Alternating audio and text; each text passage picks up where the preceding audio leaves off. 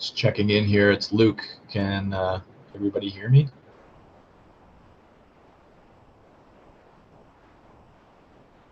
I can hear you. That's great.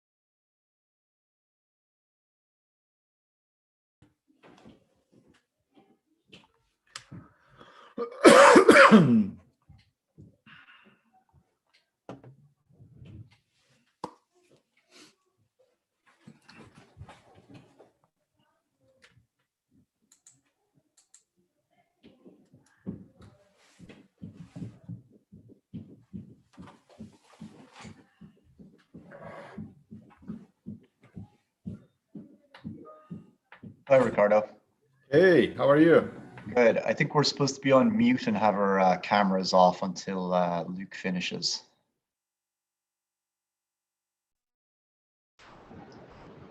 Hey, you guys. Great to see you, hear you Hi, here Luke. in Zoom land. Oh, nice to see we have a captioner and Yeah, some good attempts there, I think. yeah, Can yeah.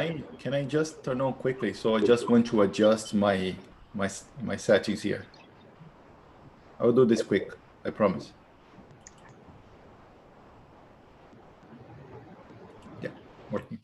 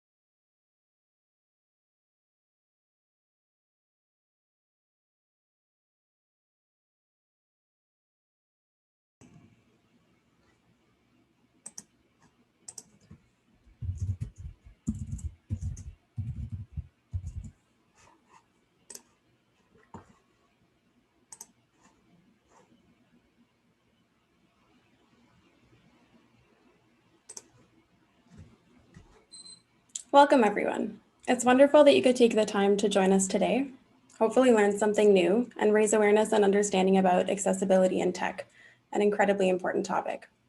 My name is Marie, and I'm a research and policy analyst at the digital think tank by ICTC, and I'll be moderating today's event. So as we gather this afternoon or this morning, for those of you joining from the West Coast, I'd just like us all to take a moment to think about where we're joining from and the meaning that's attached to the land that we live and work on.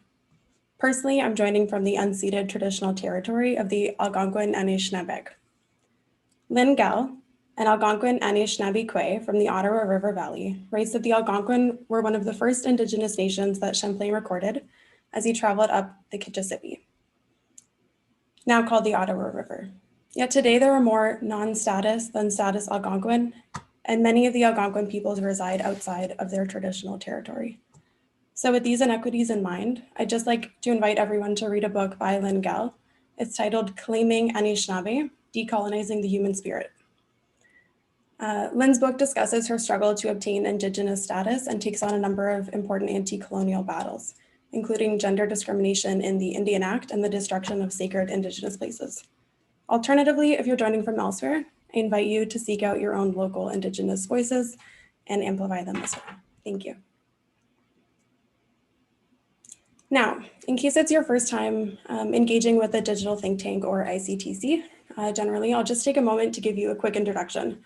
So ICTC is a national not-for-profit center of expertise for the digital economy. We do research and we carry out a number of skills and employment-related programs. So traditionally, we focused a great deal on economic and labor research in addition to emerging tech. However, more recently, the types of topics that we specialize in have expanded greatly to include things like data privacy and security, trade and investment, technology and education, and technology ethics. So most recently, we've published a paper on the wide-ranging social impacts of tech. It's titled Responsible Innovation in Canada Beyond, and you can find it on our website and Medium page.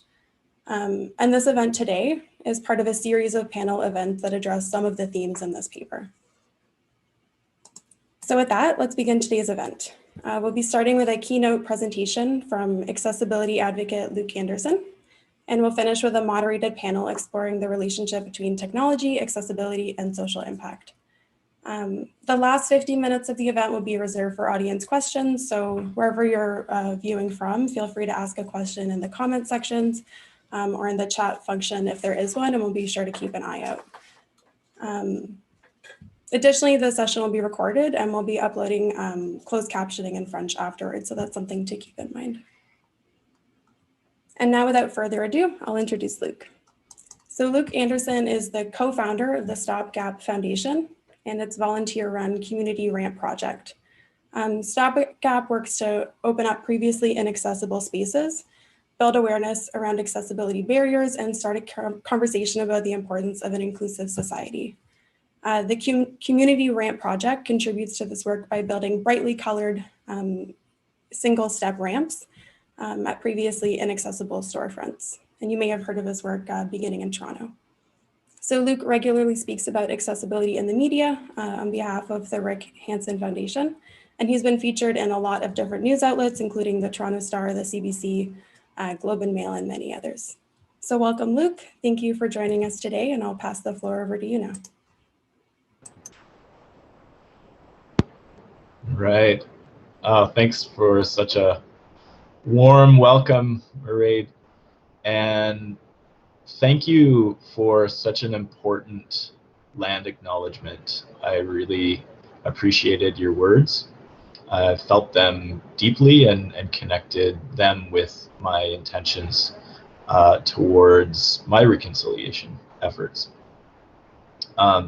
Thank you and all of your colleagues for welcoming me to this really important event. And just a shout out to all of you out there in the Zoom room, wearing pants or not, it's okay. It's all right. I'm wearing pants, just to let you know. Everybody out there,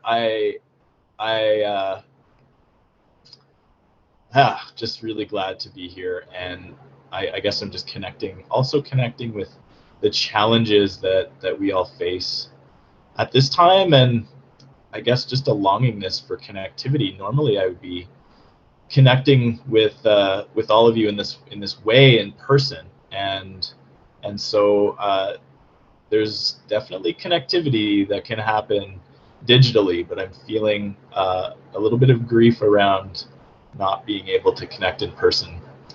I'm going to get into my presentation here by sharing my screen, so give me 2 seconds, and I'll pull up my my slideshow.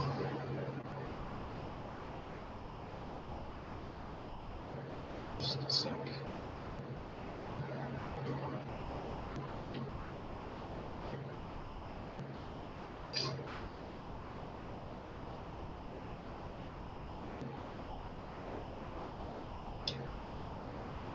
All right. Hoping, can everybody see my screen? Yeah, you're good. We can see it, Luke. Okay, I'm going to put it into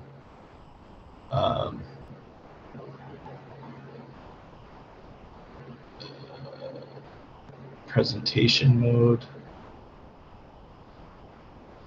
Beauty. All right. Can I just get another confirmation that everybody can see this? Looks great. Fantastic. All right, I'm going to do my best to provide detailed image descriptions. So again, my name is Luke Anderson. I'm the co-founder of the Stopgap Foundation. I'm an early 40s. My friends tell me that I don't look my age, but fair-skinned, red curly-haired, white male. I have a red beard. I'm wearing I guess it's a sort of Dijon mustard colored shirt with a blue flower print, and I'm wearing a mask around my neck. It's kind of bandana style mask with a map print on it of an American state park, and I'm wearing these glasses that help me control my my cursor. So it's the black frame glasses just resting on my forehead. The image on the screen right now is my title slide, and I've titled this presentation "Finding Opportunities in the Gaps." I love wordplay, and gaps just happens to be something that I've encountered throughout my journey. Looking forward to getting into how gaps are showing up, certainly at this time, and how they show up in my life. The image shows, the title image shows this like beautiful kind of shining light through cracks, maybe kind of like lava, like how lava can be seen through molten crust. There's brilliant radiant light shining through maybe the undercrust of a molten surface, which I believe is symbolic in there being light shining through the gaps. So without further ado, I'm going to get into it.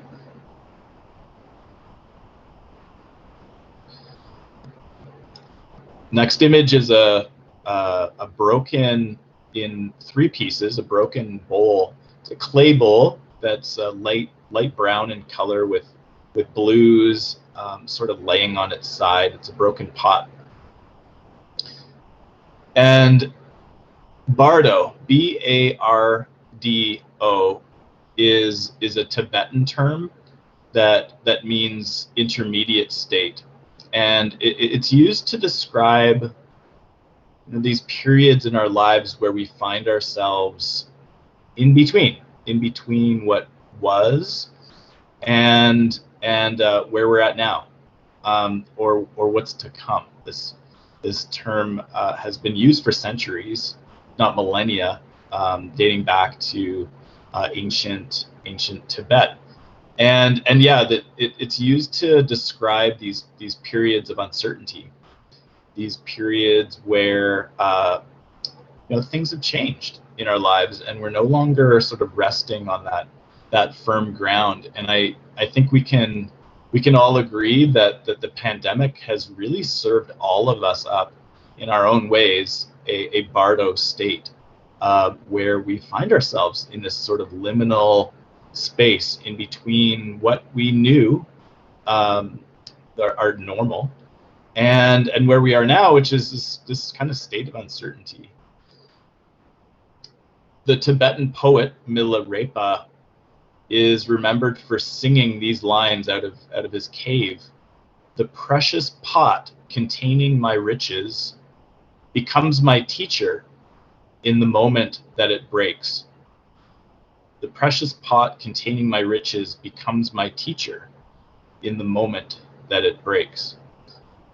So we find ourselves right now, in this moment, in a time of bardo, in a period of really massive upheaval, where so many people, so many organizations, so many communities, governments, economic systems are sensing this, just sensing having the rug pulled out from under them. And the pandemic is really exposing these deep and profound inequities that are exposing us to huge gaps in certainly our healthcare system, people who are experiencing homelessness, and our long-term care facilities, just to name a few. And it hurts. It doesn't feel good, and it has us feeling like the firm ground that is familiar to us is no longer there.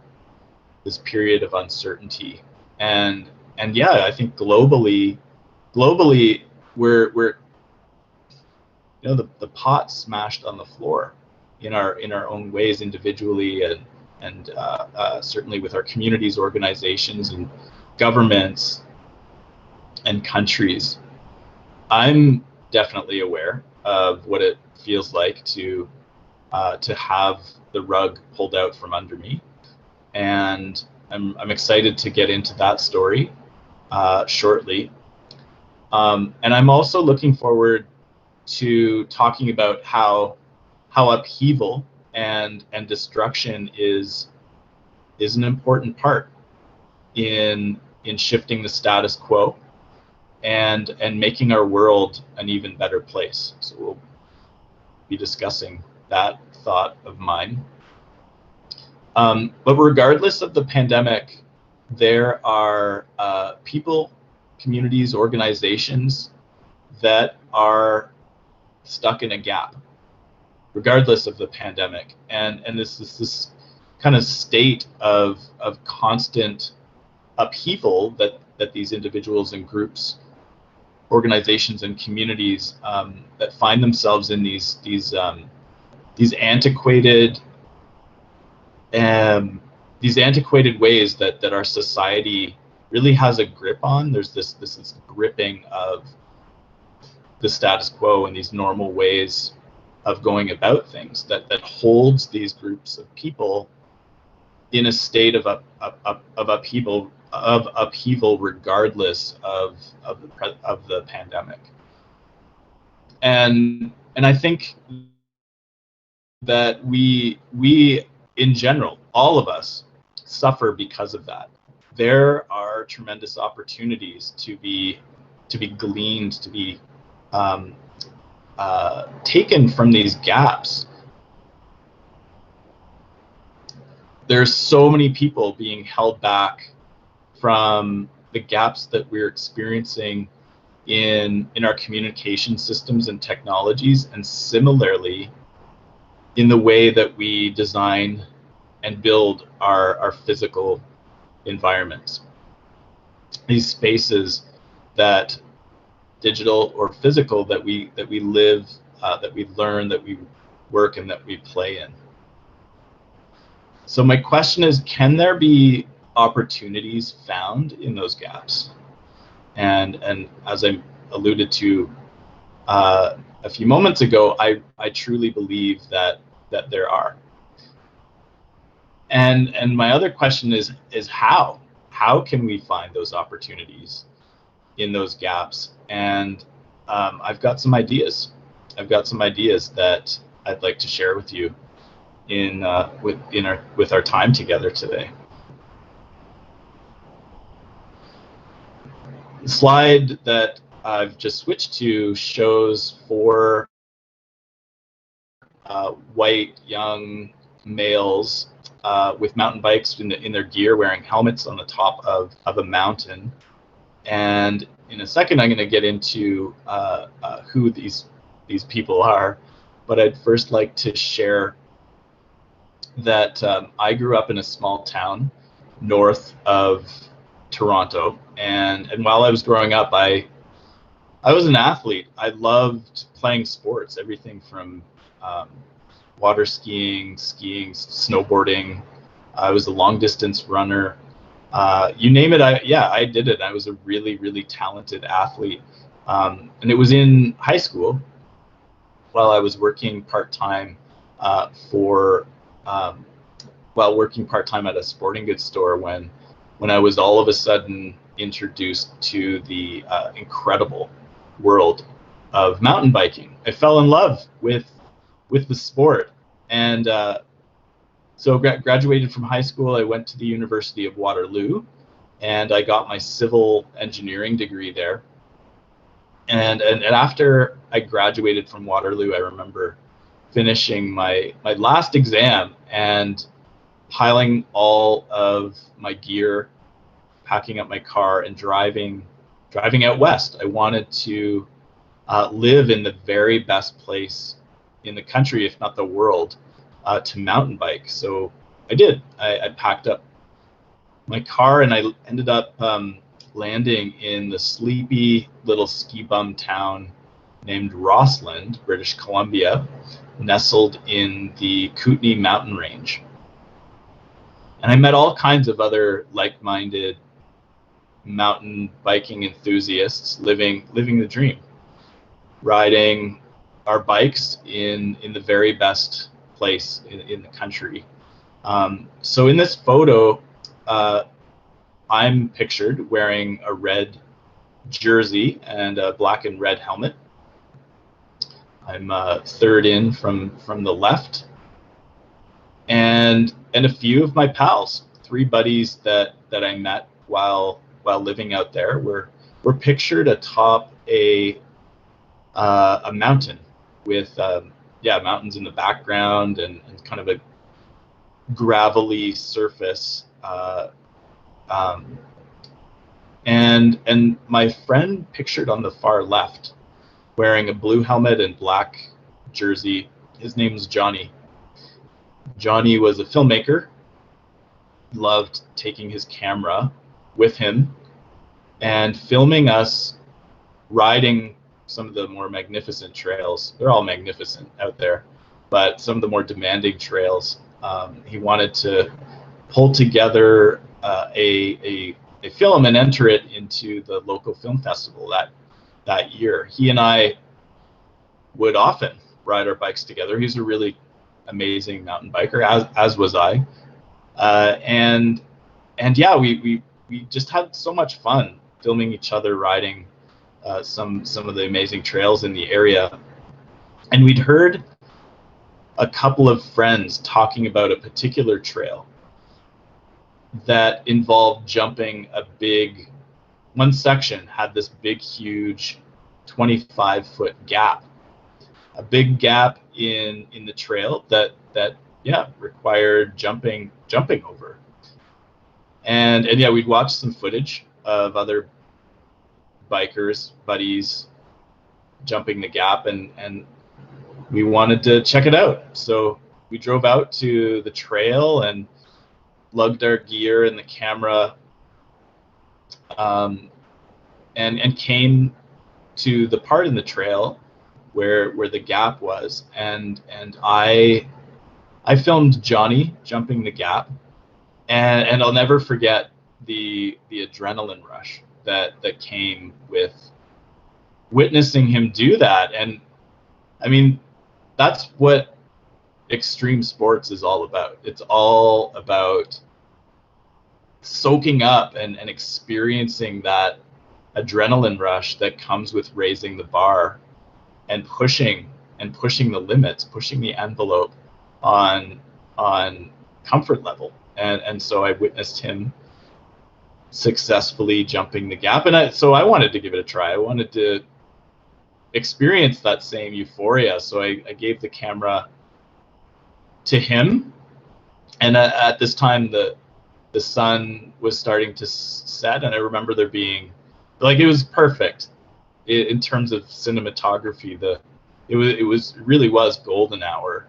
The sun was shining through the trees. It was late in the riding season, so late October 27th to be exact.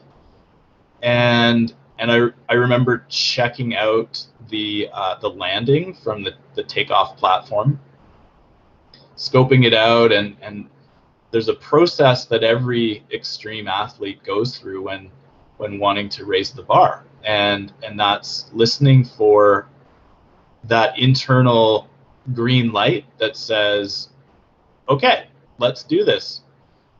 Waiting for that inner go that talks to the inner critic and says, are you out of your mind? No. So the process of getting to that yes, and that happened that day.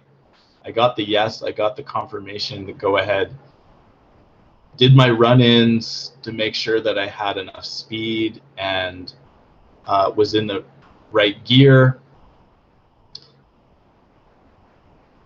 But what happened next, well, went like this. I left the takeoff platform, and I essentially left my life as I knew it. I didn't make the landing. I crashed. I flew over the handlebars, landing head first, blacking out.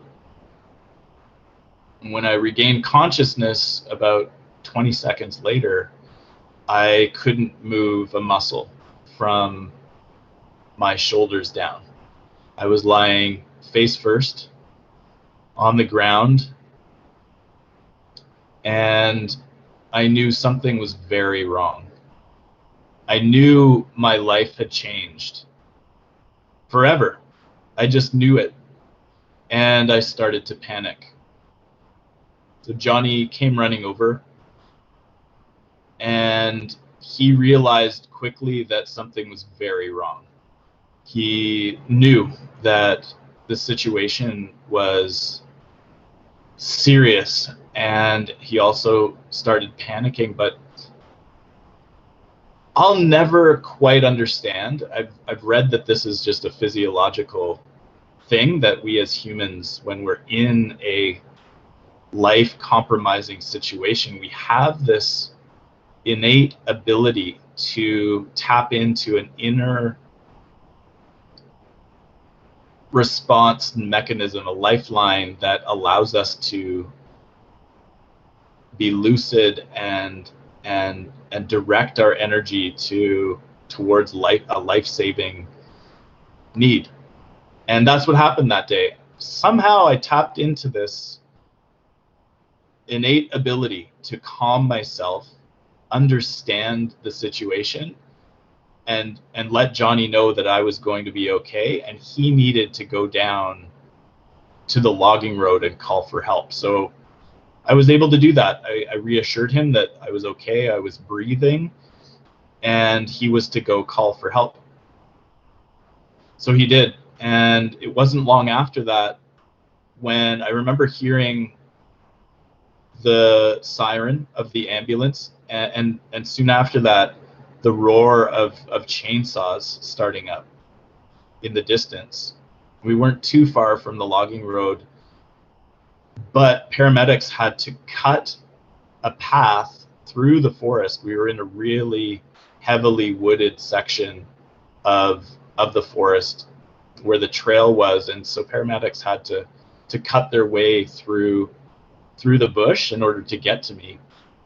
By this time, the sun had gone down, and by the time the paramedics had reached me, all I remember seeing are these bright lights from the headlamps that they were wearing. I couldn't see their faces.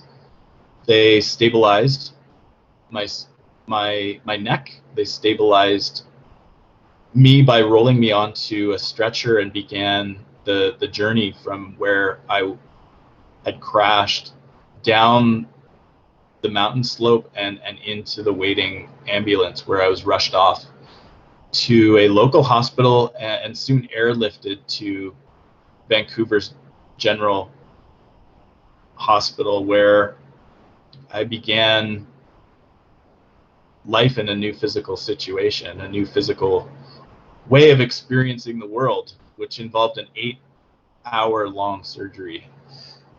When I woke up, my parents were there, and my sister. They'd flown to meet me in Vancouver from our family home in just north of Toronto, and my mom ended up staying with me for the entire time while I was out there.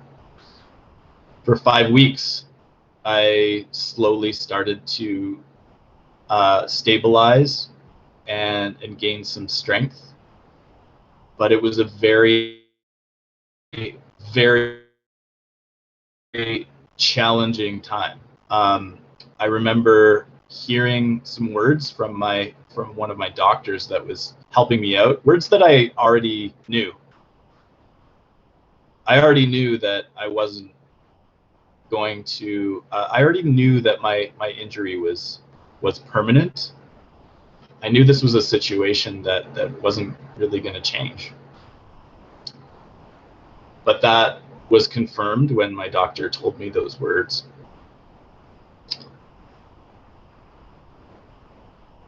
So after those 5 weeks in Vancouver, I traveled back to Toronto to begin my rehabilitation.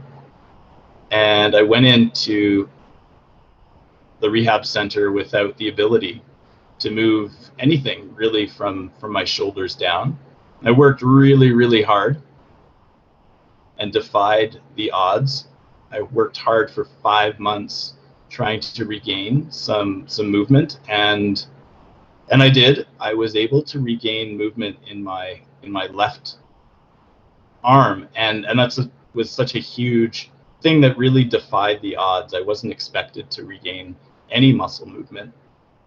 And now with a brace that I wear on my left arm, I'm able to hold a utensil to feed myself. I was released from rehab and began living in a transitional living arrangement where I had my own apartment, and began the process of learning how to rely on others to help me with everything from tying my shoelaces to brushing my teeth, getting me dressed, preparing meals. This arduous process of relearning how to live in the world, and I sunk into a really dark place during this time, a place that was filled with grief and sadness, shame and frustration and anger, a real gap. I sunk into a really deep gap of darkness. And it was during this time when I was working with one of my favorite helpers, who I trusted and got along with really well. I really enjoyed working with them.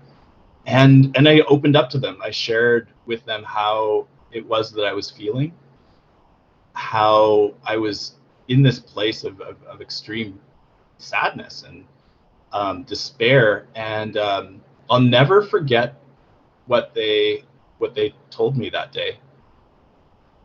They suggested that I choose positivity, and I remember hearing those words at that time, and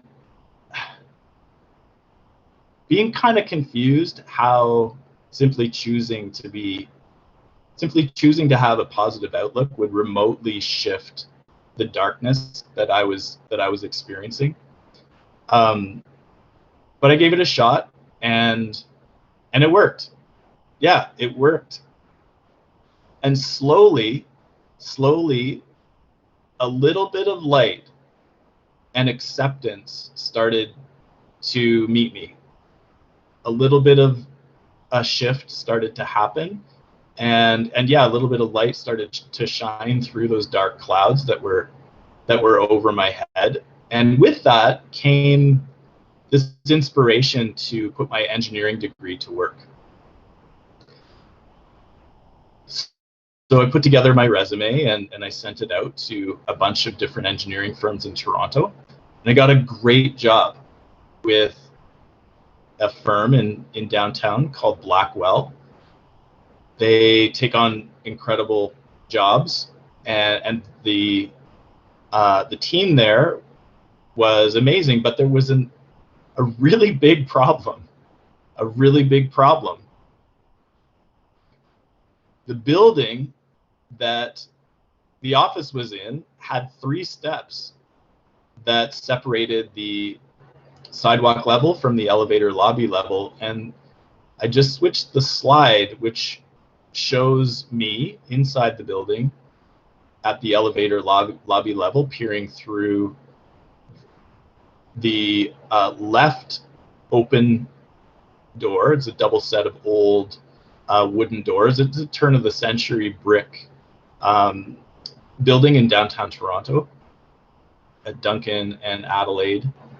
And there's a big heavy, in this photo shows a big heavy folding aluminum ramp that the company had to buy in order for me to access the building.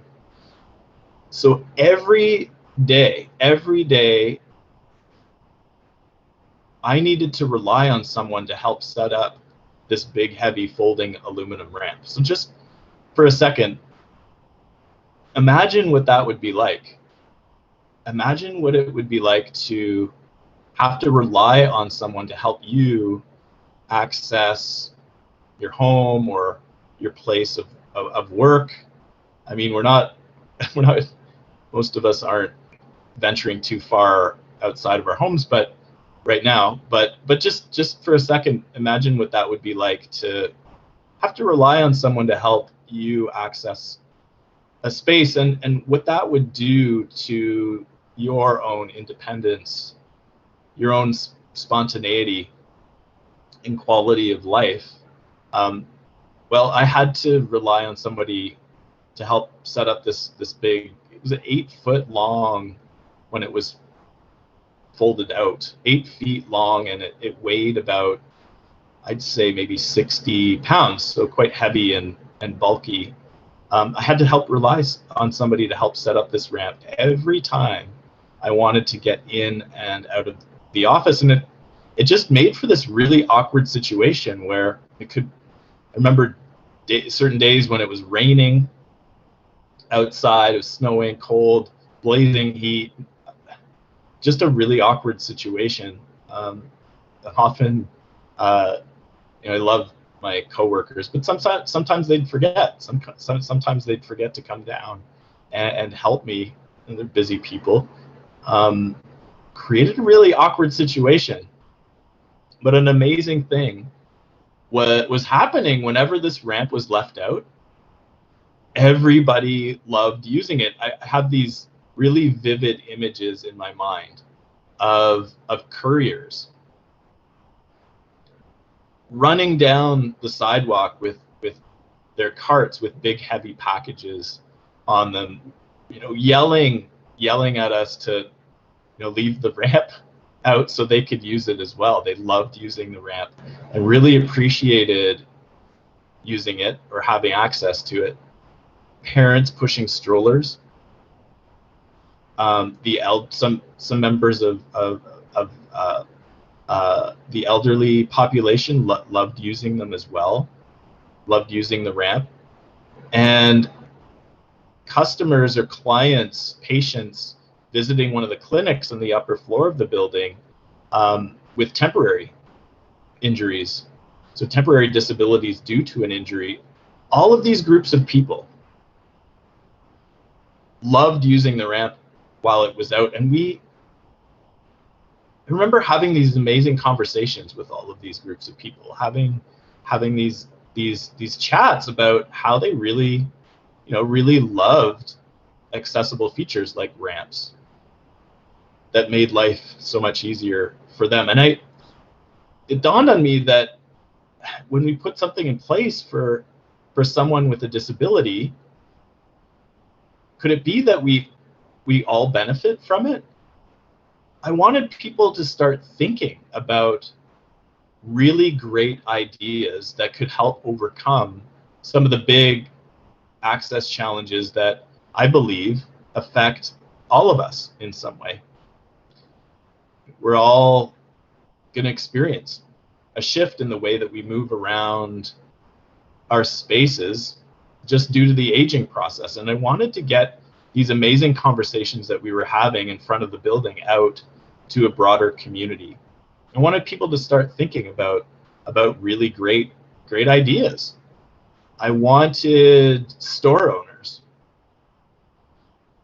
to realize the value of having a storefront that everyone can access. And I wanted people to realize that as Canadians, we have a human right to equal access. So, with the help of my good friend and co-worker at the time, Michael Hopkins, we put our heads together and we pulled together some friends and some volunteers and got some building materials donated and some bright paint. We came up with a catchy name, Stopgap.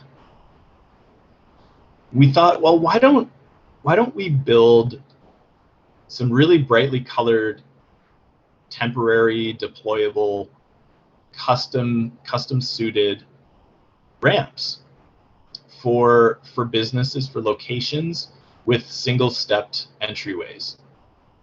And the image that I've switched to here shows five white males in front of a storefront. There's two ramps that are shown, one red and one blue. The three males are standing. I'm pictured in the image with using my chair, and there's somebody on one knee looking at a ramp on the sidewalk. It's really bright, shiny, sunny summer day. Oh, and there's a dog pictured as well behind the person on the far left. You can sort of see the dog's tail and the dog's head. So we wanted to raise awareness about these topics and these issues that are really, really important and that affect all of us in some capacity. We approached a number of businesses in Toronto's Junction neighborhood without a whole lot of success at the beginning, because many business owners that we approached said that they didn't need a ramp because they didn't have any customers that used wheelchairs.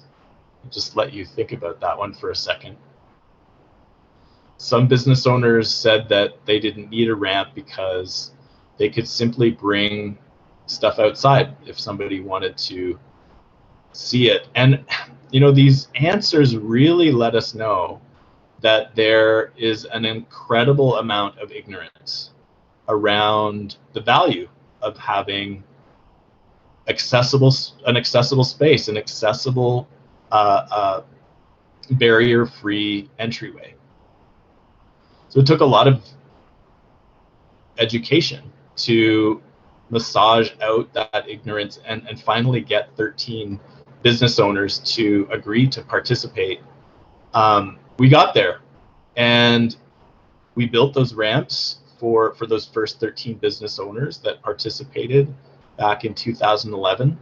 We didn't really know how it was going to go. We thought that this would just be a one-off kind of pilot that ended up going super successfully. All of those business owners that participated loved the ramps. Their customers absolutely loved them. And all of the residents in the Junction neighborhood loved them as well.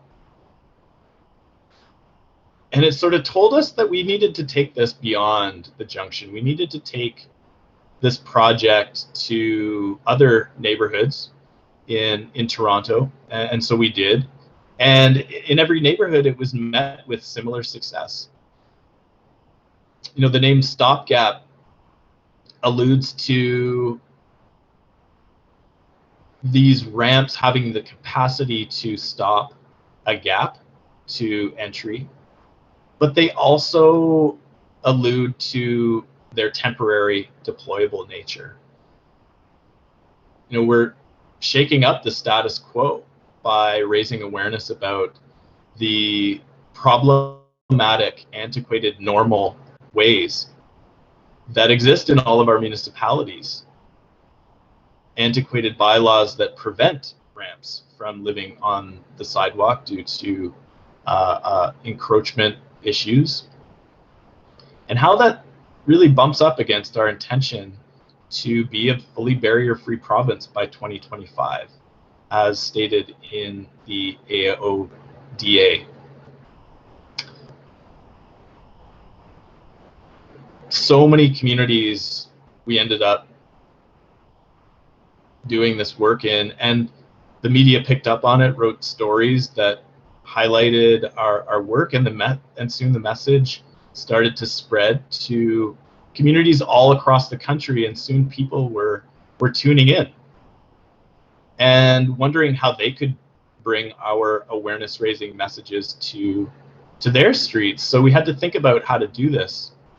We pulled together everything that we'd learned along the way, wrote it all down, and shared all of our knowledge in the form of a digital toolkit that, kind of like a glorified IKEA manual, allowed anybody with an interest to take the project on, to do so in their neighborhood. And consequently, we started seeing ramps pop up all across the country, from Halifax and Charlottetown on the East Coast to Prince Rupert and Vancouver on the West Coast, and everywhere in between. And only up until I think it was a year and a bit ago, we hadn't been hearing from anybody in Saskatchewan.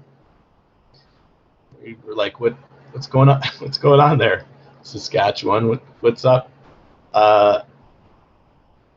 Is it just flat? Like, do you not have steps in Saskatchewan?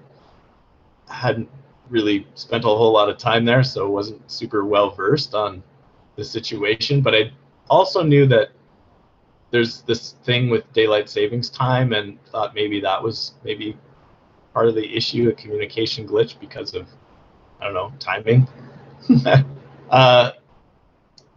Wasn't the case. We finally connected with the community in Saskatchewan, and now we've connected the dots. I'm looking forward to working with some of our northern communities to come. But now happy to say that there's over, well, close to 60 communities now participating in our important work. And there's over 2,500 ramps out there raising awareness about the importance of accessibility, inclusion, and barrier-free spaces and design. This is a picture taken from behind me. I have my arms outstretched. I'm wearing a striped shirt and I'm sitting in front of a group of grade 5 and 6s at a school library in Toronto. There's about 15, maybe 20 kids sitting on the carpeted floor with desks in the background, and their teacher sitting on a desk on the far left. They're looking at me, captivated by my story, interested in hearing about what we're doing at Stopgap. And this has become part of my job as executive director of the foundation to answer the call that we're getting from elementary schools, high schools, and post-secondary design schools. People want to learn about what we're up to, and we've sort of created school programming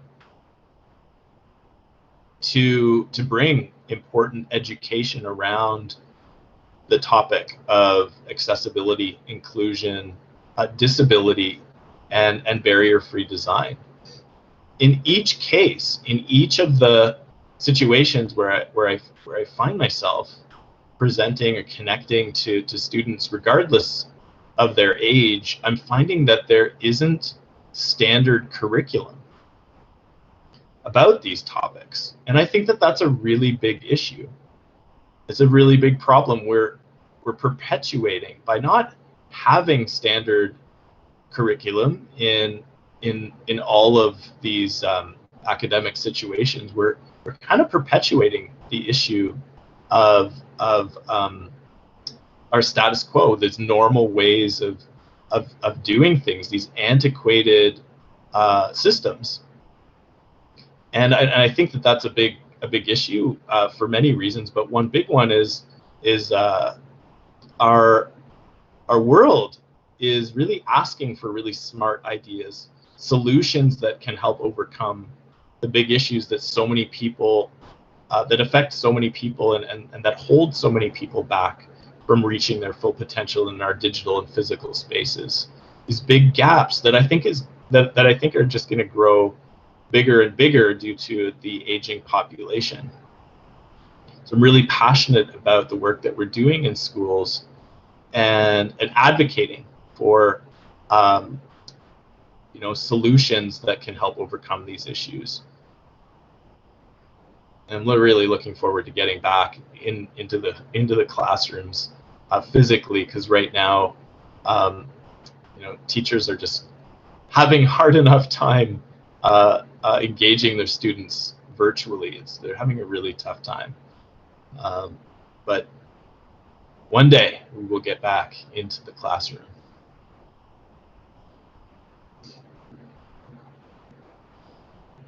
I just flipped the slide, and this one shows Ramp Man.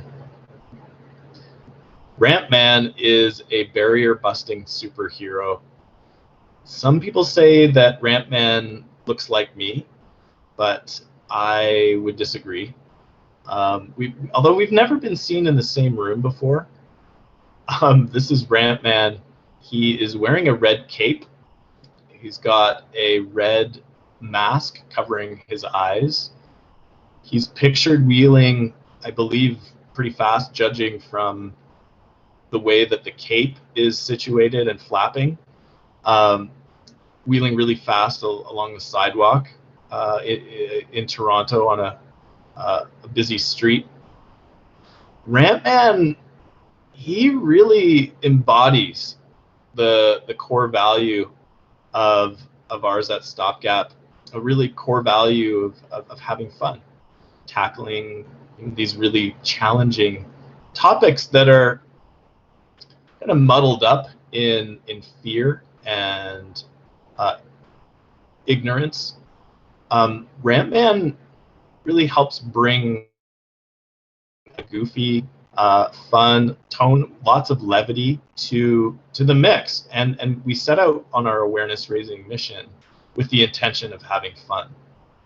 Michael and I were leading leading the project, on working on the weekends and in the evenings, and we wanted to have fun doing the work. So we set that intention at the beginning, and it's followed us along every step of the way, and it served us well.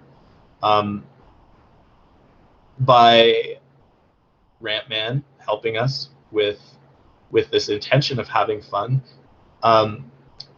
and similarly using the bright colors to not only attract attention to the issue, but also to set a lighter tone, a vibe that helps shift perspectives around how a barrier-free amenity can be fun, it can be sexy, it can be celebrated, and potentially it can be invisible, seamlessly integrated into our everyday lives.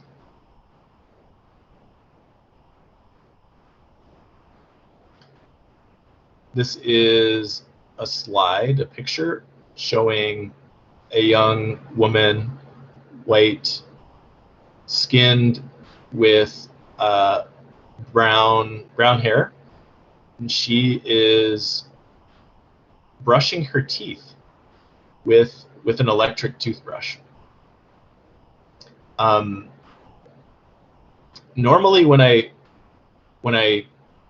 am presenting in person, I would normally ask people if they can to raise their hand, or if that's not available, nod or somehow gesture as to whether they use an electric toothbrush.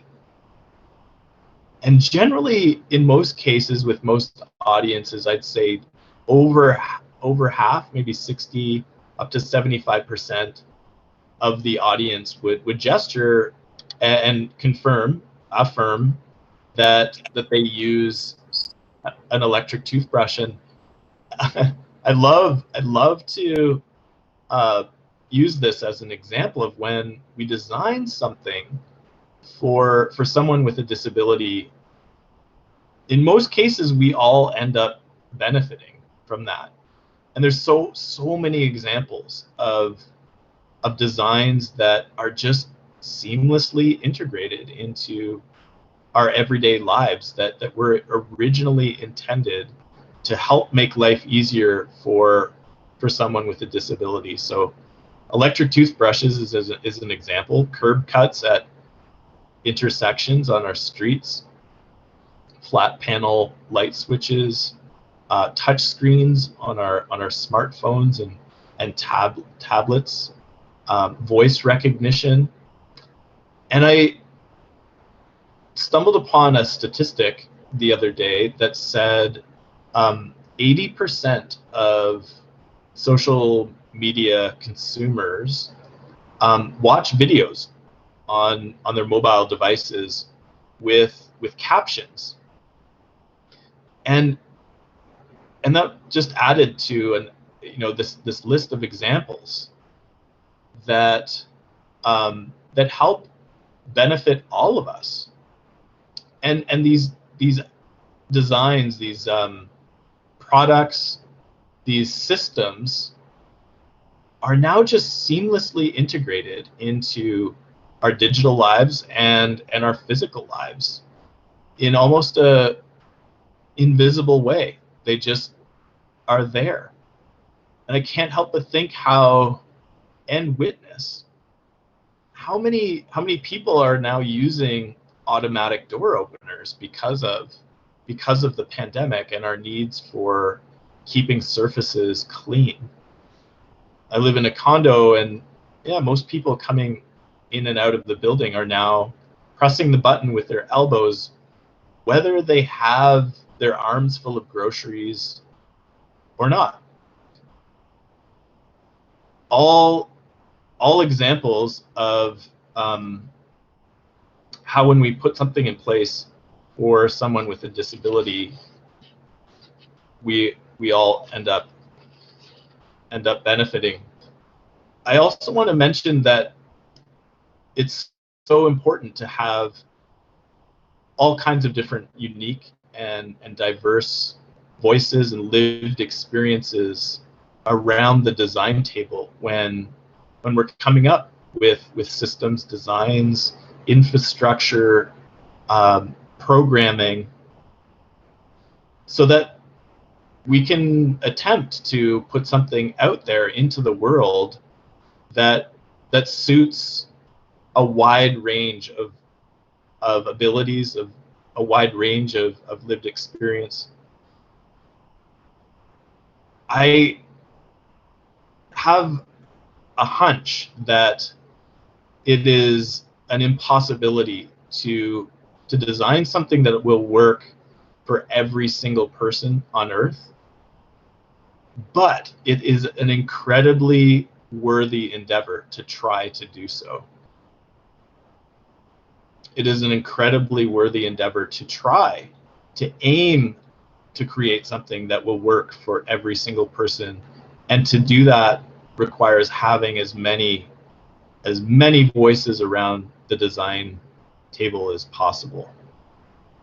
And I think that when we do that, without a doubt, we will start to remove barriers in our digital and physical spaces that are preventing people from reaching their full potential, and essentially we'll be creating a more enriching world.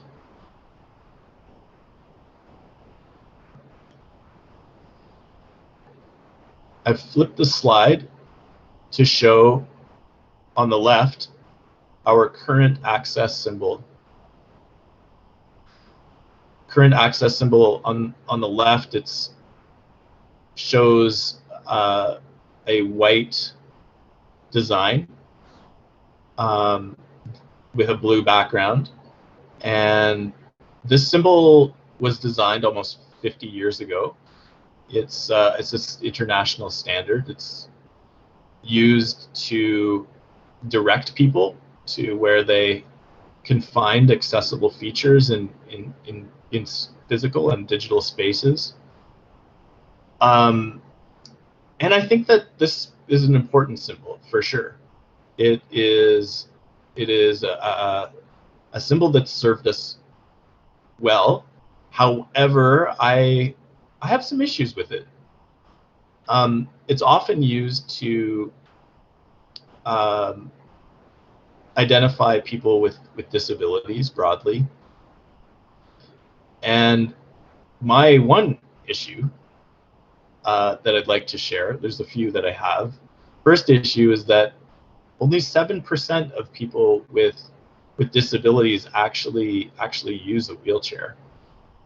When I look at this symbol, my eye is drawn to more of a chair. It's kind of an awkward shape. It has tones of immobility and helplessness. It's kind of got a static feeling to it. And the last time I checked, we don't grow our arms out of our bellies. It's an awkward shape. Now the image on the right, there's a image beside our current access symbol. It's the proposed revision to our current access symbol. It's been around for about 10 years, and it's called the dynamic access symbol, which is gaining some traction in municipalities across North America and the world. And when I look at the proposed access symbol, I get a much different feeling. It has a very different tone. For me, it has a feeling of mobility and action and independence. When I look at that symbol, my eye is drawn to the person and not so much the wheelchair. It is also similarly on a blue background, and hopefully it will become a replacement to our current access symbol. Both symbols, however, are problematic. Both symbols, I believe, maybe this is a bit of a bold statement, but I truly believe that we have just collectively a kind of dark history of using language and symbolism to tell people where they can and can't go. So I think that this symbol, it sort of represents one of the last socially acceptable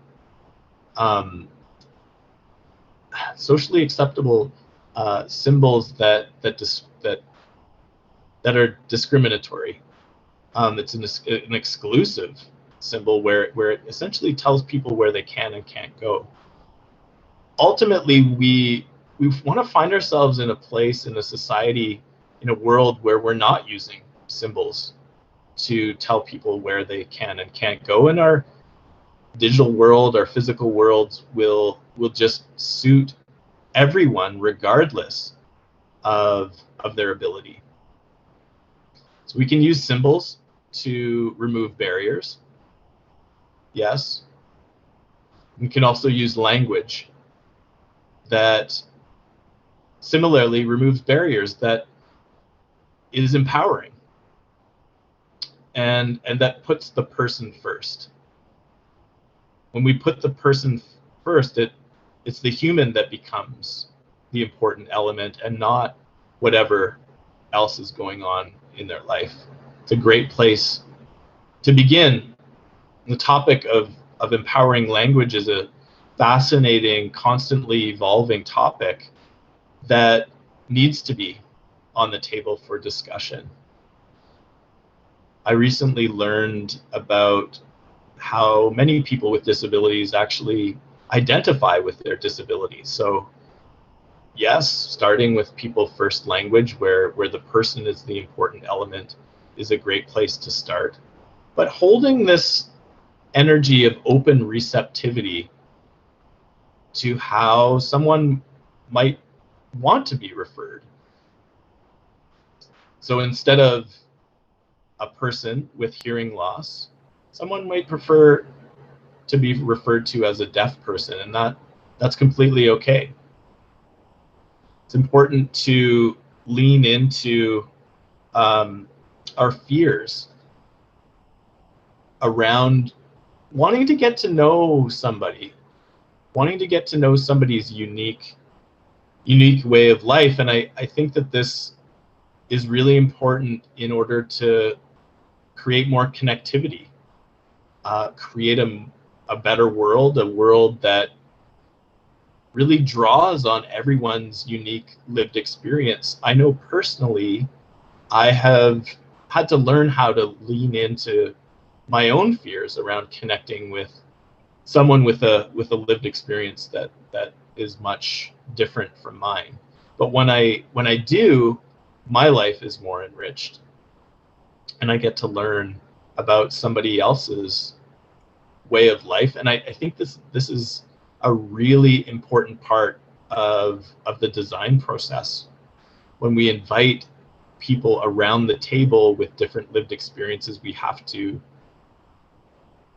as individuals, learn how to lean into that fear of asking with genuine curiosity and interest, appropriate curiosity, how somebody's way of life is. And I can tell you that it is an incredibly enriching experience to do that with a courageous leaning into that fear that you may have.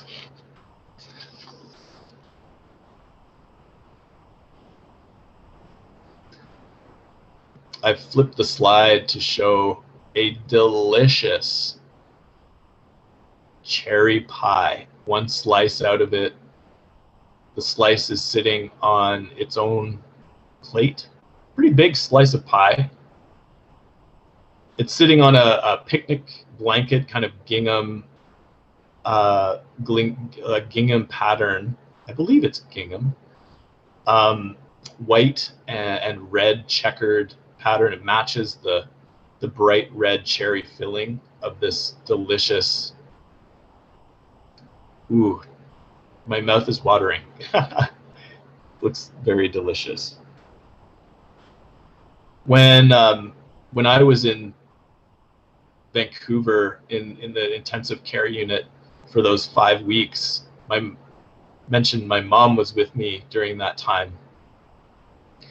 And I'll never forget something that she shared with me while lying there in the intensive care unit, really not knowing where my life was going, knowing that it was going to be very different, and knowing that my paralysis was permanent. Mom knows best. Somehow she managed to tell me that there are many ways to live life. Yeah, I guess moms just know. And my mom certainly knew the right words to share with me that day. And so that, along with the experience that I had with my helper that day while I was living in the transitional living arrangement and learning how to live life in my new situation, relying on other people for help, their invitation or their suggestion to choose a positive outlook. Both of those conversations, both of those suggestions gave me some incredible insight, and the way that I've been able to interpret those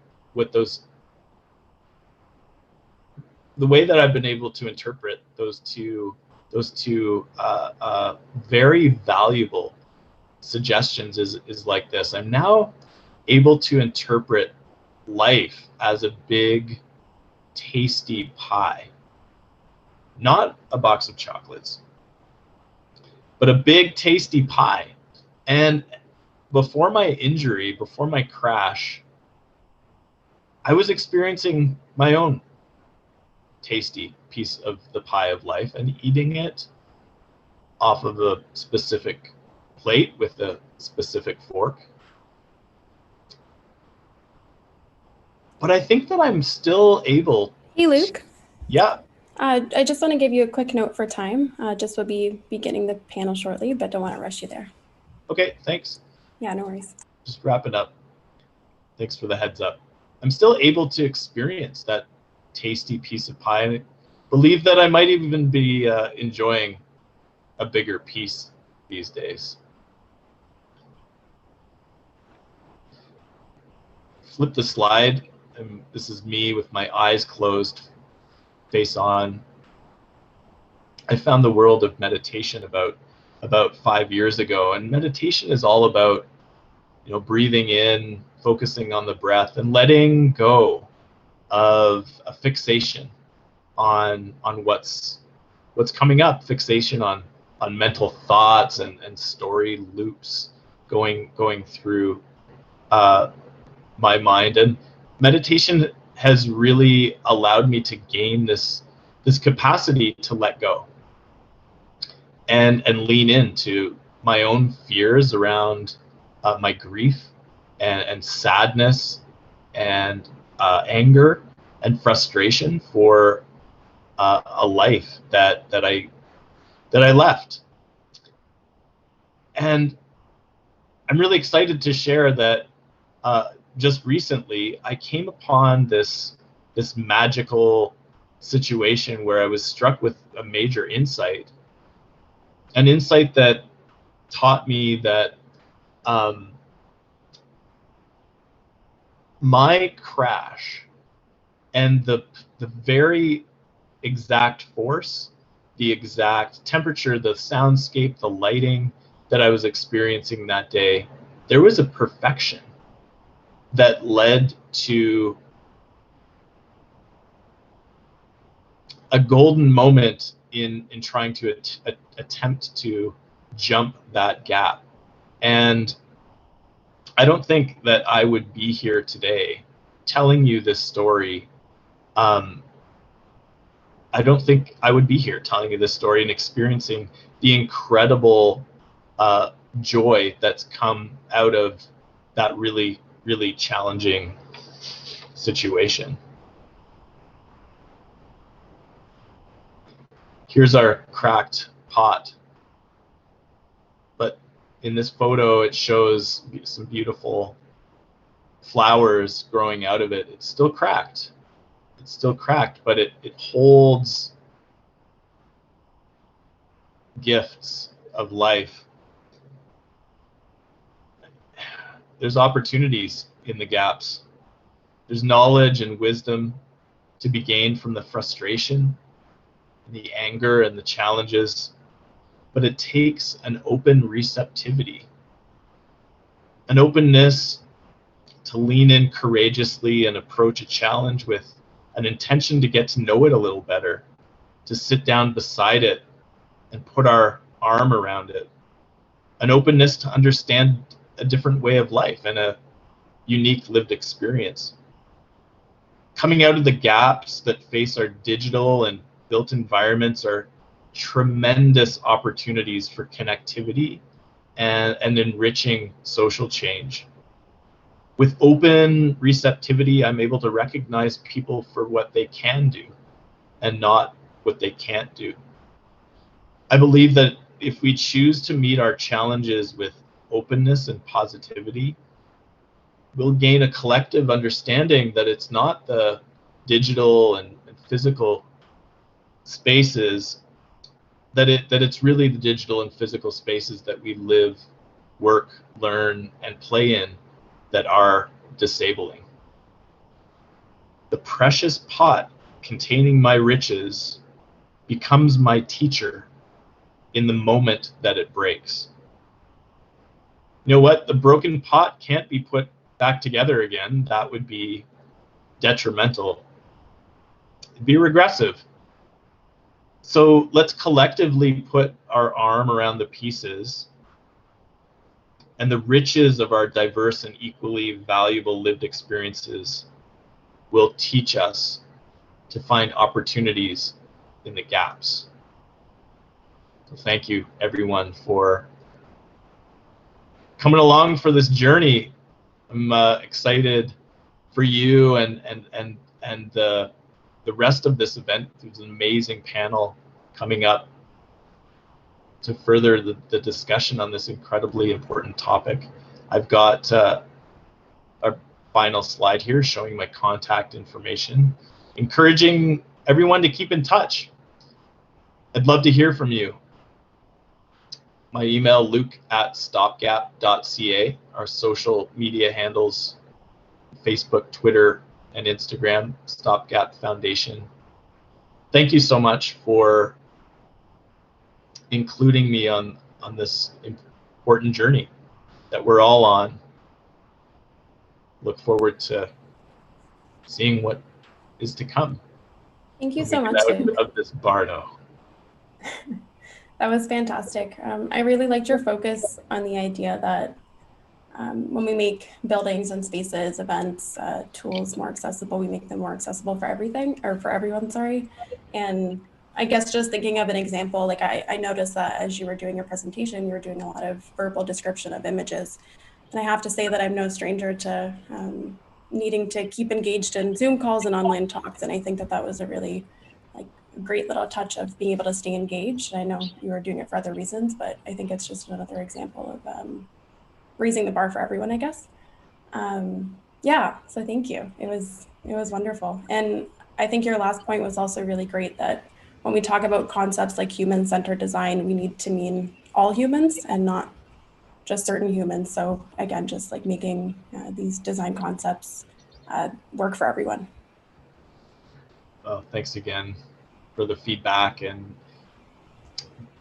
have a blast with the panel. Unfortunately, I won't be able to stick around, but I really appreciate being involved in this, really, really important discussion. The world will be a better place for it. Thank you so much. Thank you. Okay. You're welcome. Take care, Luke. Take care. So I'll try not to take too long with this next round of introductions so we can move on to the next portion. But today we're joined by Hasti Rabar, Ricardo Wagner, and Emlyn Nardone.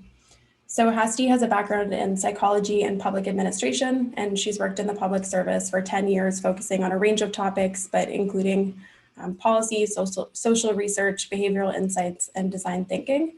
And she's currently leading the Experimentation Center of Expertise at ISET, Innovation, Science, and Economic Development Canada. Ricardo is the accessibility lead for Microsoft Canada, and he believes that technology elevates the education, employment, and living standards of billions of people around the world, especially people with disabilities. And as we will see today, he's made it his personal mission to play a significant role in that transformation. And finally, Emlyn is a national director at March of Dimes Canada, where he leads initiatives that ensure that persons with disabilities have access to well-designed and affordable assistive tech. And Emlyn has been involved in human-centered design, technology, and education for nearly 2 decades. So welcome, guys. It's great to have you here. I'll just give you a quick moment to say hi to everyone. Perhaps tell us where you're joining from, and if you want, you can let us know why you're excited to be here today. And we'll go in reverse order, so maybe we'll start with Emlyn, and then we can go to Ricardo and then Hasti.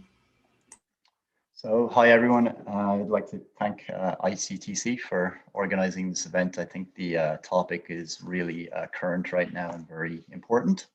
I'm joining you from Montreal, which is also located on unceded indigenous lands. And I'm really excited about today because I think this is often a chance and a beginning of a journey for a lot of people in their awareness about this topic and in understanding how they can, affect this narrative and bring greater exposure to these very, very important topics that are not only about, helping an underrepresented group, but also it does wider benefits that feed back into society as well. So I hope everyone who participates today takes away something from this and they can insert it into their work life or their personal life and ask that question about, is this service or is this product accessible, and try and raise the awareness about this topic. So thanks very much.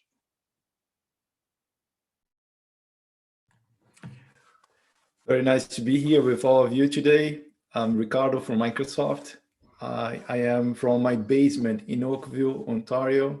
I'm super excited to be here. It was super touching following the presentation from Luke. I truly believe that environments and tools are disabled, not people, and design can connect us to the environment, to each of us, like what we're doing right now.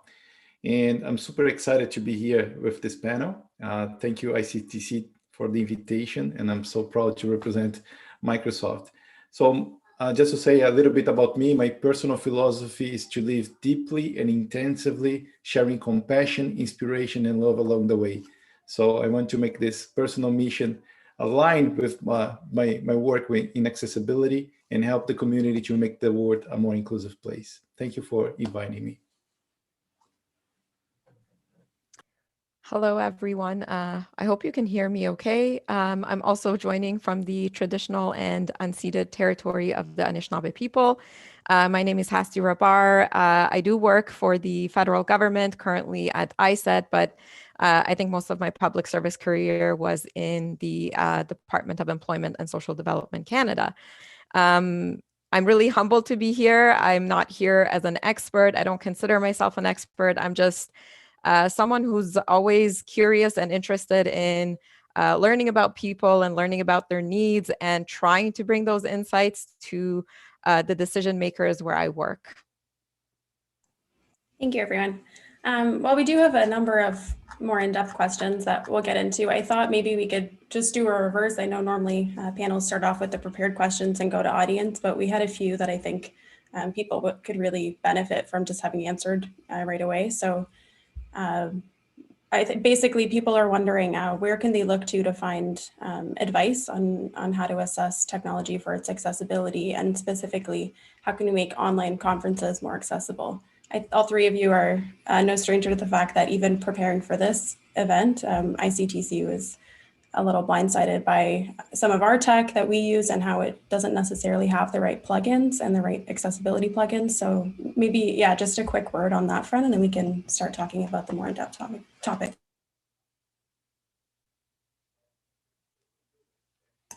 And Ricardo, maybe you could start. I know you had a lot to share in the chat. Yes, definitely. I think two components are important. How to leverage built-in accessibility technology embedded in existing tools like conferences like Zoom, or if you are watching on YouTube, you can also choose artificial intelligence to have captions. But I think the best tip that I think is how we saw the presentation from Luke today. He was describing all the images. He was mentioning all the actions that he was doing. So my suggestion is to indeed leverage technology, and there are great tools available today to help you to make amazing and accessible conferences. But it's also important to ensure training for the presenter in ways that they bring the content to the audience. We're going to provide a link. So Microsoft created a guide for accessible events. So we'll be more than happy to share. This is one from our team, what we do internally, globally, and of course with our own platform. But I tell you that there are more guidance and playbooks from other organizations to help and support you. But this is a great question, a hot topic right now. Perfect, thank you. All right, so in an article that I read leading up to today's event, it was about one of Luke's previous presentations. I saw an interesting quote, and Ricardo,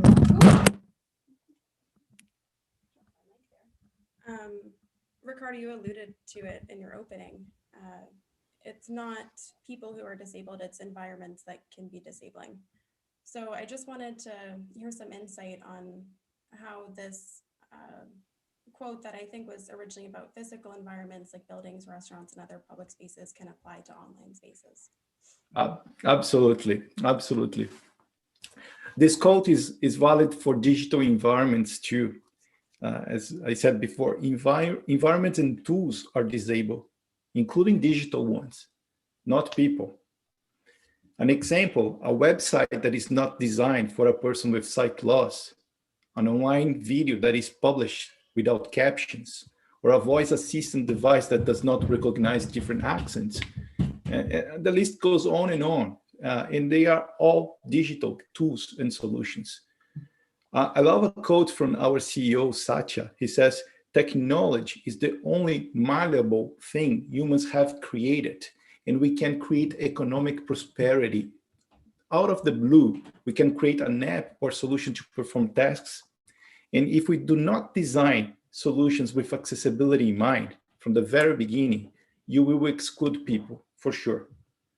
A quote that I would love to invite, as soon as we have this pandemic over, invite people to come to Microsoft. We have in our inclusive lab a quote in the wall, which says, when you do not intentionally include, you unintentionally exclude. When you don't intentionally include, you unintentionally exclude. So exclusion is a decision-making, period. So back to Luke's quote, it is a responsibility to design environments and tools that includes everyone. So this is an important topic. I believe that this is not just related to human rights and legislation, not just from a social perspective, but in my humble point of view, this is a business opportunity that many organizations are still not considering.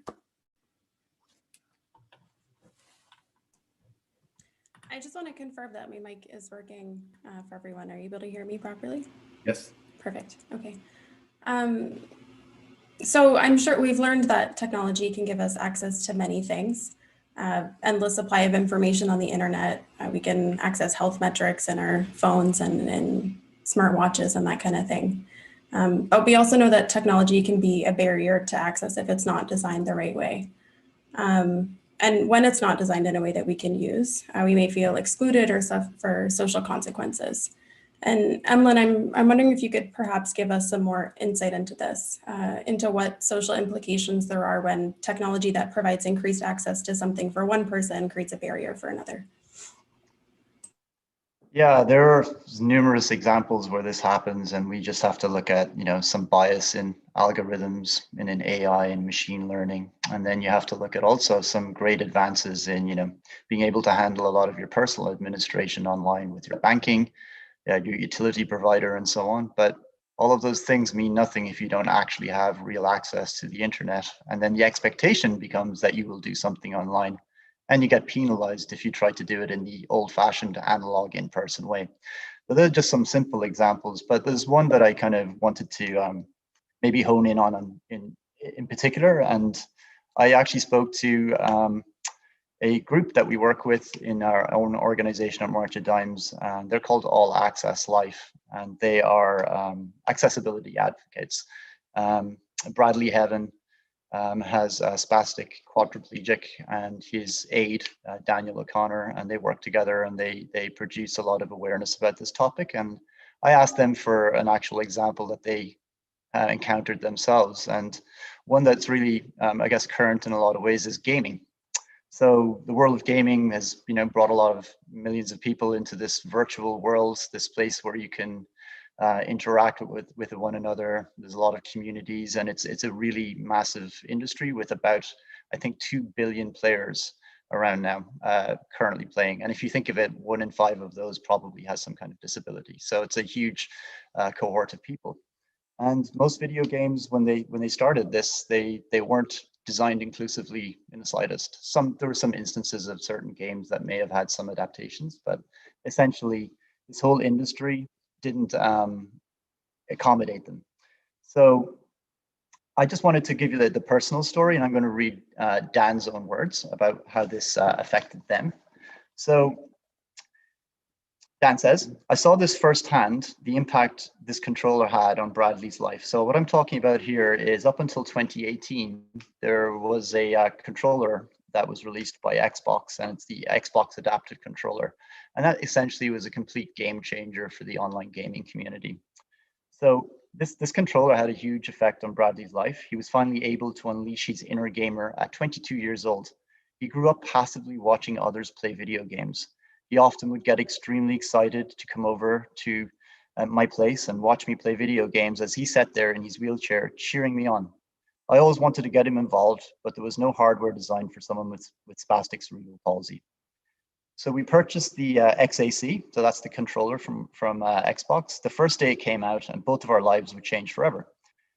The first time we hooked Brad up to a fighting style game called Tekken. He had 4 switches. They were programmed to punch, kick, jump, and move forward.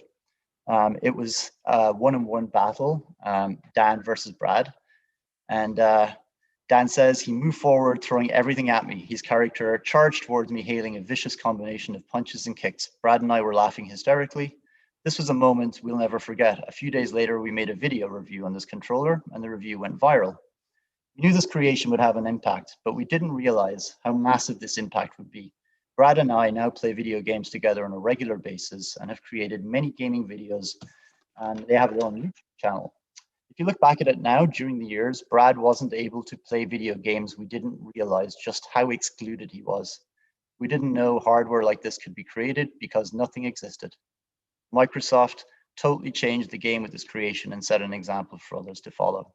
And Logitech then followed a couple of years after with the creation of their adaptive gaming kit. This really shows that, when you actually include these things, it's an incredible business opportunity. It's way more inclusive, and it makes such a huge impact into people's lives. Thank you for that. I think it's a great example too, because I think so often our minds go to digital spaces that we vitally need to partake in. So education, healthcare services, workplaces, but like there is so much to say for just the added value of entertainment type things in life. I really enjoyed that answer. When everybody plays, we all win. That's the tagline we created at Microsoft. And one important thing that we learned throughout this process was the package. So at the day that we shipped the product, they said, okay, persons with mobility impairment are going to buy. How they're going to open the box.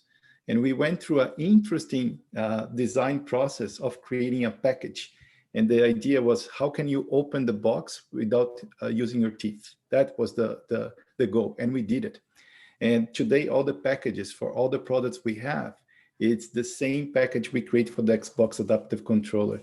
The same accessibility, or we call accessibility for few, becomes usability for many. Everybody benefits for an inclusive design. And just a side note from the Xbox, the product per se, we also had innovations from a packaging perspective that changed the way we offer products to customers. Thank you for that. Hasti, I wonder if you could give us an example from your work. I know you work a little less on the tech side, but there's so many lessons to be learned in how the government makes its policies and programs accessible as well. So I wonder if you could tell us what kinds of social implications there are when accessibility isn't involved in the design process.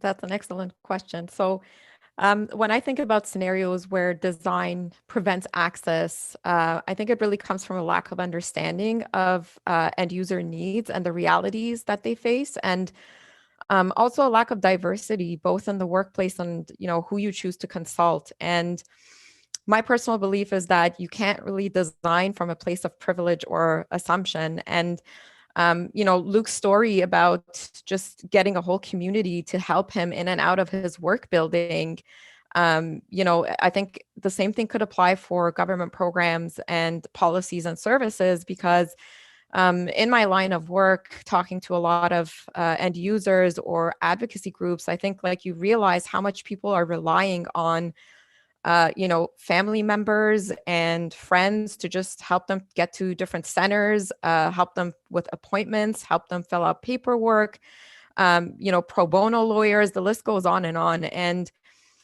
when I think about many of those really well-intentioned programs that were designed, I think they were designed maybe with a specific archetype of a user in mind. So someone who's perhaps financially literate, someone who can get around from point A to point B easily, someone who has access to resources, and also not understanding that abilities lie on a spectrum and that the categories that we use are not always reflective of the diversity or take into consideration the concept of intersectionality. And I think even Luke brought a really good example from language and how the language we use can really exclude people. I've spoken to people who, for example, didn't apply for a specific program because they just didn't see themselves reflected in it. So the implication of all of this is that you're not then equitable.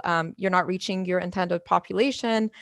You stop opportunities from happening and you impact people's quality of life. I spoke to someone who once told me, there's no fair play or level playing field for someone like me. And I think the risk is also you end up with this disjointed landscape that becomes very difficult to navigate. And so part of my work with internal stakeholders is to get them to adopt a systems lens or more of a holistic view, because I think on paper, when you're drafting many of these policies or programs, processes tend to look very clean and smooth and linear, when in reality, humans and systems are quite complex.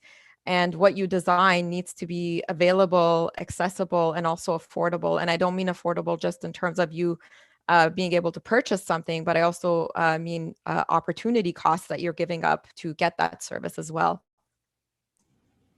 That's fantastic. Thank you. Maybe going back to your work, if you don't mind.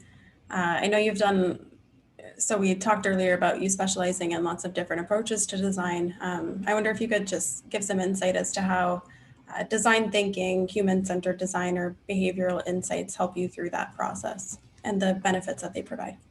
Yeah, of course. So I think from the government perspective, because we do have an obligation to all Canadians that we serve, one of the biggest challenges in trying to tackle big societal complex issues is that if you don't scope and frame the problem space, so to speak, correctly, then you just end up solving the wrong things, spending your resources on the wrong issues, maybe addressing symptoms of a problem and not the root of the problem. And the good news is that in the past couple of years, we've been on this transformation journey in government towards more evidence-based decision-making. And part of that has been to bring in users at the forefront and recognizing that, lived experiences are just as valid as any other source of data that we collect to make decisions on, especially when we're talking about people who we don't often hear from. They're probably the ones that we need to hear from the most because they could be facing multiple barriers at the same time. And So I think in that regard, there's a lot that the human-centered approach can offer. For starters, you spend a lot more time in the problem space before you just dive quickly into solutions. I think for me, the process is just one big assumption busting exercise, if you will, because you're just approaching it with this open-minded and curious and constantly learning mindset. You're involving the right stakeholders and people from the beginning, and you're also iterative in your approach, which means you don't have to get it right on your first try. And so it gives you that space and permission to really try and figure out what works and what doesn't work. And I think there's a lot of rigor around the method too, which helps us articulate these findings to decision makers, because right, no longer qualitative approaches are seen as just like another anecdote or a story, or if we talk about behavioral insights discipline, we have a lot of evidence to explain phenomena like cognitive tax and mental bandwidth. We know that when you load someone's brain with day-to-day hassles, including financial ones, like you can temporarily even impact their IQ level. So then how do you expect them to navigate government complexity and bureaucracy when they don't have enough bandwidth left in their life to actually get to their day-to-day? So the whole process is very humbling, and I feel like it steers the conversation in the right place. But I feel like there's a caveat that needs to be set for these kind of approaches as well. One is that it requires a proper ethics framework, or at least a risk assessment, because in your engagement, you don't want to put people in harmful positions where they have to disclose their life to you, or end up treating them like they're a spokesperson for their identity group, or get into any sort of tokenism as well. Thank you for that. If anyone wants to tag on to any of the answers, of course, feel welcome to jump in. Just want to give you a quick reminder of that. Just unmute and I'll see you unmute. Yeah, what I love from the example you mentioned is it shows that accessibility is not just for persons with disabilities. Disability can also be temporary and situational. And we are now experiencing so many situations with people working or studying remotely, experiencing temporary, hopefully, situation that you have so many questions and topics around mental health, well-being, overload of communication. But it shows that organizations and companies who applied human-centric design, inclusive design, and accessibility from the beginning and made it work, the software, the services, the solution is now working for all people in all different ages, in all different abilities, in all different situations. And that's what we are trying to approach. And by doing so, you are also including people who are excluded. It's beautiful. It's a solvable design challenge that you drive innovation and you drive inclusion. Or in the way that I like to approach with decision makers is show me the money, but show me the meaning. You do both, right? You do both. That's something that I think it's unique. I also feel that when people think about this topic, they tend to think from a legislation point of view to say, what are the things and the check the box things that I need to do in order to comply and not be sued? I think it's good that people are going to take some actions to address legislation, but legislation alone will not help. If people start to understand that by doing this, you're going to create customer experience, people are going to enjoy what they're going to do with your brand. You're going to address 20% of more people, potential customers to your product. Then I think this business conversation starts to resonate, and people can make this conversation from a social, legal, and business cases. You combine three powerful things that could convince anyone to perform. For me, this is unbelievable, but still, so many people are not yet seeing this opportunity in front of them, even though they are experiencing what we're seeing in pandemic and things. The world changed, and we also need to change the way we do business. I think that leads into the next question very well. So I think we can all agree that not nearly enough attention is paid to some of these issues, but by no means are they brand new either, right? We we see around us that there is a lot of legislation that is in place to try to uplift some of these issues, right? We have the human rights approach that's in the human rights legislation at the federal and provincial levels. And then over the last, I would say, 15 years, we've seen more specific legislation introduced in some of the provinces and at the federal level most recently, that aims to proactively identify and remove and prevent barriers to inclusion. I'm wondering, Emlyn, from your work, how effective do you think this type of legislation is at addressing barriers in technology, especially given that a lot of it was maybe put in place prior to many of the technological advancements that we've had in recent years? Yeah, I think standards, laws, regulations, they all have a role, but it's very limited. It's very much not an endpoint, it's the starting point. And I say that respectfully because I know so much work goes into actually getting those things implemented and so much lobbying and campaigning. So I don't mean to dismiss them, but they are very much just about setting a minimum standard often. And they are about addressing a basic injustice and in a legal sense, in a right sense, but that's one part of the puzzle. The main part of the puzzle is really trying to operationalize and bring into life those precedents that are set through those legislations and laws. I'm just going to use a really simple example where we acknowledged the land acknowledgements today, but there's lots of legislation regarding the rights of Indigenous people through the United Nations, through Canadian law and so on. But the plight of Indigenous peoples in Canada is not good, even though the legislation is in place. So that's just a stark example. And I think the exact same applies to people with disabilities in Canada too. But it's really good because what it does is it kicks off this dialogue. Companies now start to tackle things, but one of the little bit of the issues with legal sort of instruments to do this is it's punitive and it comes from the top down and it feels like a regulation. It feels like a cost to business, an impediment, and it's quite the opposite. And that's really what they kind of have to shift the narrative away from that these are actually opportunities to really grow your workforce, diversify your workforce, be more inclusive, create absolutely new products that are, as everyone keeps saying, is just a benefit to society as a whole. So it starts that kind of critical self-reflexivity, I think, in organizations, and then it's up to us to try and help operationalize that. And a couple of examples, I have meetings quite often with Jennison Asuncion. He's with LinkedIn, one of their accessibility leads. And in software engineering there. And I know that in LinkedIn, they have mandated 25% of their software engineers' time gets spent on accessibility issues. So that immediately raises that awareness in everyone's mind and makes it more conscious.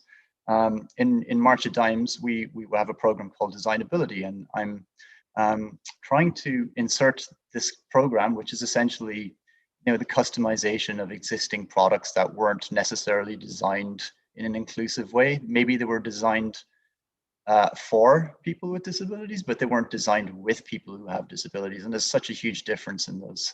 There's a gap there. But it's a way of inserting design thinking, accessibility and inclusion into curriculum. So we work with university courses and we provide real use cases and real problems to solve to those university courses. And the students become aware through their learning that this is an issue that you need to be aware of. And that's just such a valuable skill that's being introduced into the workplace. I think as well with changing demographics with the millennial and Gen Z, it's just, this is all exactly on their radar. And I think for everybody, there's going to be an awful lot more pressure to be more diverse and inclusive as we move into this decade. And I think that legislation, good starting point, but ultimately we have to operationalize it ourselves. Ricardo, I saw you nodding your head there a lot. I'll let you bounce off that and maybe you can do that in conjunction with your answer to the next question. But did you want to go ahead? It's what I want to, I couldn't agree more. It's to better serve the population you work. If you are in the public sector, you look at citizens, or if you are inside an organization, you think about customers. If you are in a university, you think about students. So to better reflect the population you serve, have then reflected in the fabric of your organization. I love the community of persons with disabilities. They come with a quote saying, "Nothing about us without us. Nothing about us without us." And it is, I believe, the basis. If you invite people with disabilities to be part of the fabric, they're going to naturally help you from your own workplace to make things more inclusive. And if you allow people to speak up and create this inclusion in the workplace, innovation will come. We heard the example of Xbox Adaptive Controller. It was designed and built by employees with disabilities as well, gamers with disabilities inside Microsoft.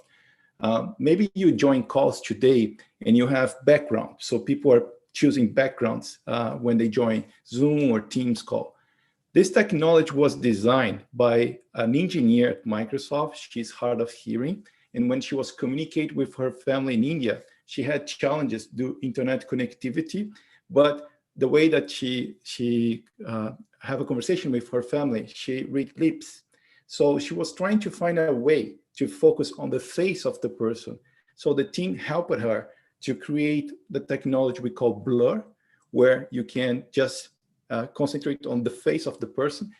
And then later on, the team said, you know what, we can change the background to different scenarios or pictures and things. So accessibility for few becoming usability for many. A beautiful example of a design, a solution that helped a person with disability, but ended up creating usability for everyone. Thank you for that example. So I briefly mentioned that ICTC had released a report recently, Responsible Innovation in Canada and Beyond. And one of the core pillars of responsible innovation is inclusion and diversity. It's a core facet in many different approaches to responsible innovation and sometimes called social innovation around the world. So I guess I'll just throw this up to anyone who would like to respond, or perhaps you could each go through your own personal experiences. How important is diversity and inclusion in the tech sector when it comes to employment, and how are we doing currently, and where do we need to go?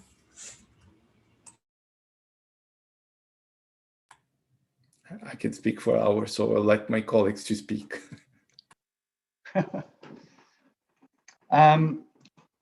I think the first thing we can definitely say is loads of work to be done in this area. I do not see enough representation in workforces currently. And that's not just persons with disabilities, that's also just having a diverse workforce. We're still even battling having a gender balance within workforces in a lot of organizations.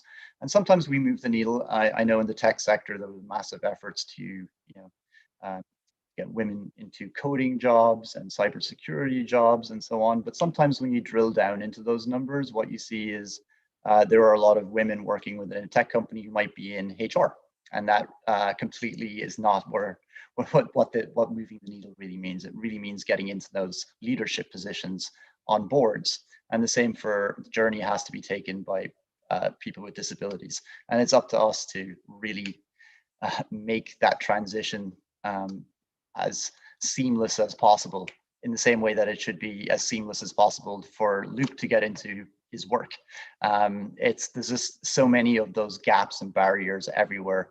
I think we've reached a level, though, at least, where it's not conscious anymore and we're not actually putting up barriers. It's more now about an unconscious kind of bias, a lack of awareness, and just we need to renew and redouble our efforts to make sure that we become more inclusive in our policies.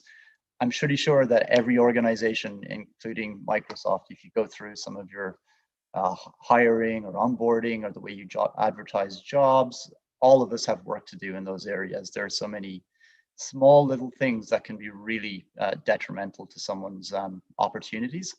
And just to pick up on an earlier point, I really think it's important to talk about investment in this area, because I'm just thinking of when a big tech firm goes to look for seed funding, and it would be wonderful if those venture capitalists or whatever they are, that's these startups had accessibility front and center of every question that they ask. It's not just, what's my return on my investment?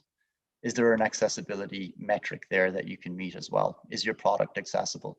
Because that's where it shifts. And I cite some work by Vicky Sanders at SheEO. It's based in Toronto, and it did the same work for female entrepreneurs. I think a big effort would be as well to create entrepreneurship funds and startups and training for disabled designers, and start their own businesses. There's just so much opportunity out there.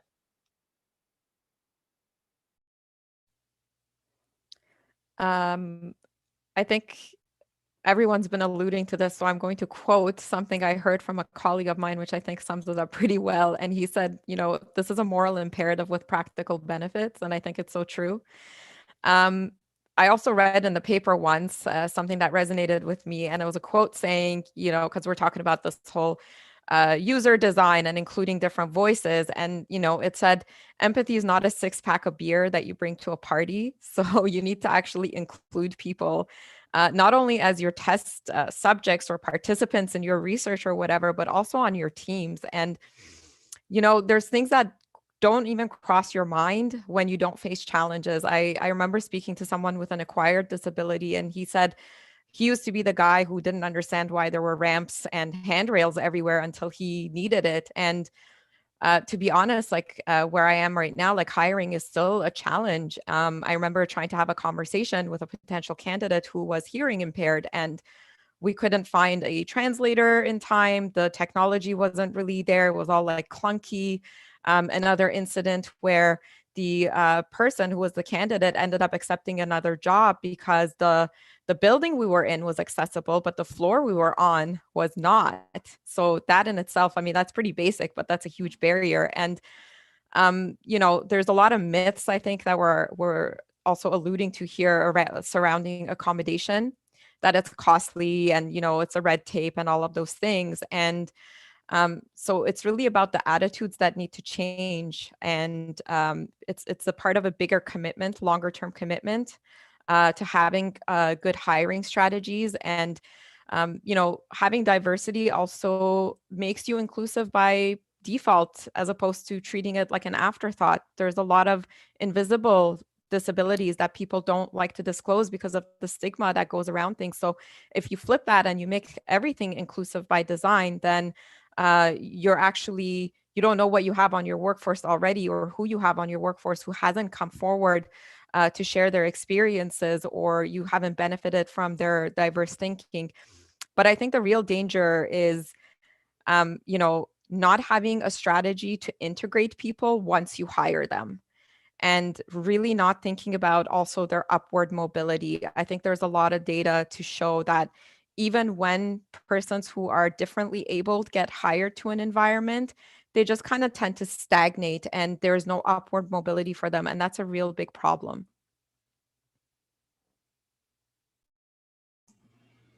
And maybe from the audience, I think they can now realize that this topic is for universal design, inclusive design. Is for everything, physical and digital. And we have a lot of work in all fronts. And emerging is the technology piece, especially around artificial intelligence, where we all hear about artificial intelligence and how artificial intelligence is evolving and helping us to do amazing things. AI now is capable of hearing, of seeing, of understanding. There are so many good things that AI can bring. But AI is an algorithm with data. An algorithm is an opinion of someone about an idea, right? If this person brings a bias, and we all have bias, but if this person is not aware of unconscious bias and preparing the model to consider all different perspectives, likely this person is not about to create a tool, but instead a weapon that will exclude people, will hurt people. So at Microsoft, we are super concerned, and we're putting this word, of having the data and representation in all the models that we run in order to reflect the population we serve. And we have principles around ethics and responsible AI. And these are fairness, is like, is the solution going to be fair for the population we're going to serve? For example, if you create a solution that works for insurance organization, and the insurance organization will have data and information about the customers and can provide different prices for this population based on health condition, this is not going to be fair. So how you manage to avoid the solution to go to market? Fairness, inclusiveness, all the things we are talking here around persons with disabilities, and you can link this to all different types of minorities as well. Inclusiveness, reliability, safety, transparency, accountability. So we have principles that we approach as an organization around responsible AI and ethics. We are just starting this journey, and we are seeing that this is going to be a huge topic moving forward. The best way to address this situation is to invite different perspectives to be part of the fabric. So my tip to everyone joining and listening here, hire persons with disabilities. They are the experts. They have like talents that can help you address all this situation and help you to innovate. Thanks so much, Ricardo. We're coming a bit tight on time here. I know we had some other questions to ask, but I wonder if that was a great last point to touch on and a great next step. I wonder if maybe Emlyn and Hasti and Ricardo, if you have another one in mind, what are some things that people can now, moving away from this panel discussion, go back to their organizations and take a look at to see what can I do next to improve things where I live and work?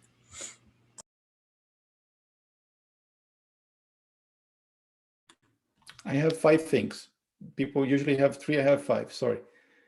Awareness, become aware of this topic, explore, learn more, hear more, do what you're doing now. And with different audiences, awareness is so important. Create the desire from your own perspective on the things you are going to do to make the workplace or your school or your family, your friends more inclusive, more accessible. So the desire piece is important. Certifications and knowledge and so many things that you can learn. So the knowledge piece is also important. So I mentioned awareness, desire, knowledge. Try to find things that can help you to become an expert, a subject matter expert. The ability of implementing this knowledge, find ways and opportunities for you to test and implement. So if you join a conference call, do what Luke did today, describing images, making the experience more inclusive. This is going to be something that you can start to practice and more people will pay attention and you start to drive change. And as an advocate, reinforce, let people know what they don't know and help us all to make every single place or opportunity more accessible and inclusive.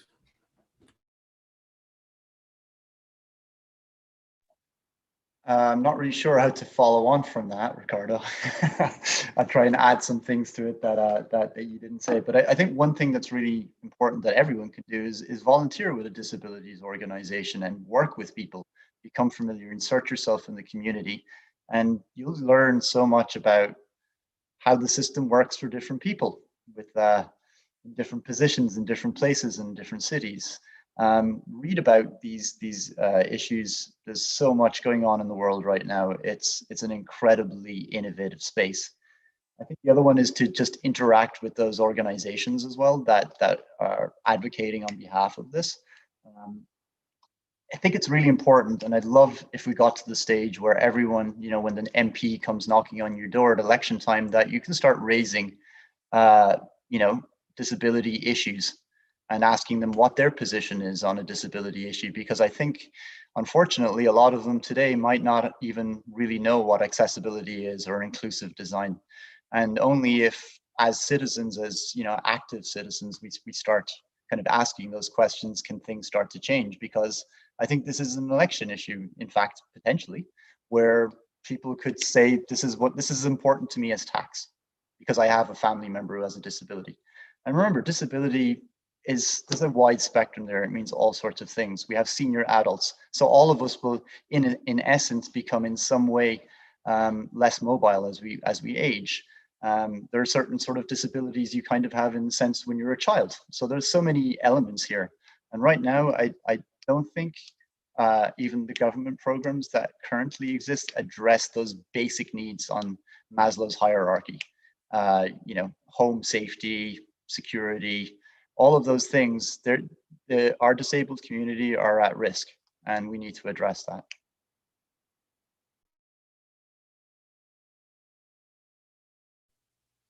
It's difficult to follow up with such great points, but you know, maybe one key takeaway is, like, we talked a little bit about that unconscious bias, and I think that's very important. There's a lot of resources out there for how to tap into your own unconscious bias and maybe do some reflective exercises on what you think your assumptions are or how your behavior is impacting other people. I think sometimes we don't realize that by excluding people, even small things that we choose not to do, you can really make people go into a negative cycle of failure, even because the world around them is not built for them. So everything just takes longer, everything is harder to do, and your lack of understanding is just adding to that. So I think we just need to be a little bit more conscious about how we think, how we work, how we do things, and how that impacts everybody around us. Great, thank you to all three of you. We're running a little bit over time here, so I'll just say thank you again for joining today. Your insights have been absolutely wonderful. And I'm gonna do some closing remarks, but I'll let you all say goodbye and get on with the rest of your day and your weekend. So thank you so much. Thank you for having me, and it was a pleasure to be on the panel with everybody else. Same here. Thank you so much. Thank you, ICTC. It was a pleasure, and I hope we've helped shift the conversation a little bit today. Great.